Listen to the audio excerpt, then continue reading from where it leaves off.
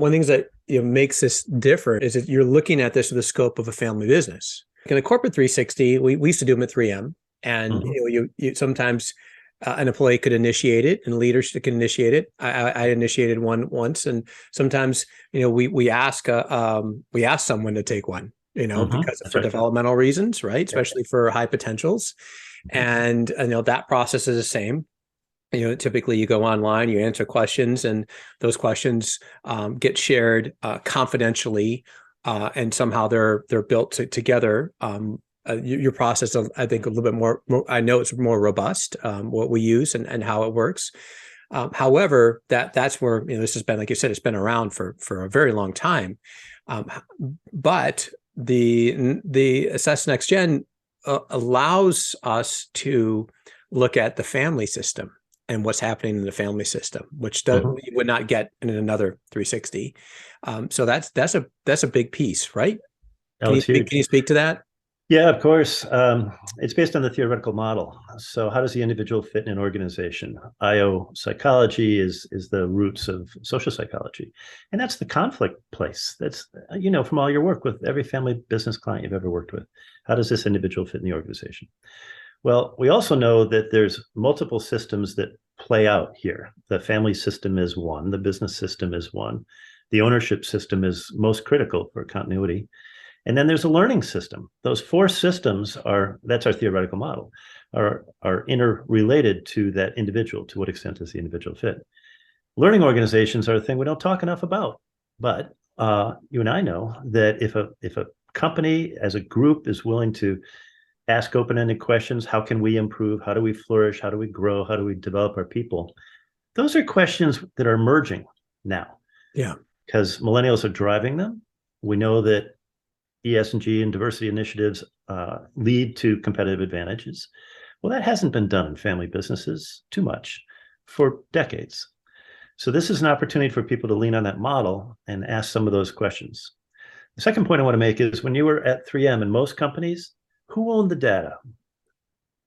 Sometimes it's 3M, and sometimes that's unethical. I don't want to presume, and I appreciate that you didn't answer directly. In our world, the leader needs to own the data. And for most, that's the most specific behavioral and performance feedback they've ever received in their career, ever. It's hugely valuable. Yeah. They own it. It's confidential, it's anonymous, and it's both quantitative and qualitative. Yeah. So when you say leader, it's the person that's taking the assessment owns the data.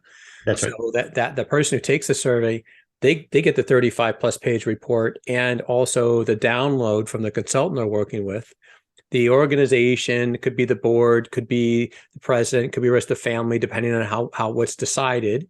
We'll get the executive summary of what that information is, correct? And this information, and I think it's important to point out is that I think sometimes people get nervous when they go through, and actually not sometimes. I think it's very natural to be nervous about this when you're going. It's because you're getting. You're getting a multiple mirrors all around you. It's like going. Remember those mirrors? They still exist, but where you go into one of those stores where like they had the 3 mirrors, the ones that my dad taught me, where you could stand next to one and split it, and you can put your leg up and look like your both your legs are going up in the air, and like, how the hell did you do that, Dad? Anyway, but that you got these multiple perspectives of yourself coming back, and perception, just like when we do discovery on an organization for organizational health. Discovery on an individual, that perception. If you get common feedback, you're that they don't feel you're empathetic per se. That's judgmental, but that kind of feedback, we might be scared to hear these things. Do you agree? And what's your input on that? Yeah, absolutely agree. We tend to use more behavioral items or questions than the empathy example. For instance, we know the number one score for family business leaders is they need to keep confidence. It's about family business wealth. That's the number one thing. So we'll lead with that sometimes in our feedback conversations. Now that we've got some data, it's early data, and we'll create some summary reports and such over time, but we know what we should encourage people to do and what we should discourage them from doing. That's an important point. The other point is the quantitative data in that 35-page report. It's really valuable. Most people can take it and they can look at it and they can drill down item number 30. What did the owners say? What did the board say? What did the peers and managers and family and friends and such say? And now you've got real specific direction for you as a consultant or for that leader to focus on. The second thing we've recently learned is that the qualitative data, the answer to those three questions, what should Doug start doing and stop doing and continue doing, Yeah. should not just be given to the leader. It's too sensitive in a family business. My experience, I'm sure it's yours too, Chris, is that families bury direct feedback, sometimes for decades, right? They're conflict avoidant. It's easier to have dinner with Aunt Sally than to tell Aunt Sally that she was rude to my daughter 20 years ago.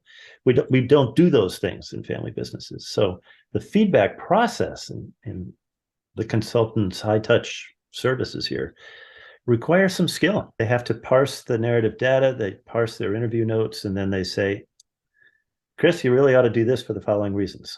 And then you take notes and you and I work on that over time. Yeah. That's a high touch consultative process. So what I like about it is there's both the science and the art.